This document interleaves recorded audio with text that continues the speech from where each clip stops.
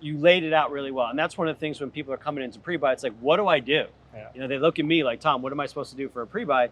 And you laid it out really easy. You know, phase one, we're going to look at the overall condition as the FAA sees it. And then phase two, you know, looking at the logbooks, learning the history of the aircraft is going to be important. And then you know, finally we get our hands on it. So the reason we do it in that order, from the FAA records to the logbooks to go into the airplane flying it, it's going to be your cheapest investment to look at the FAA records first.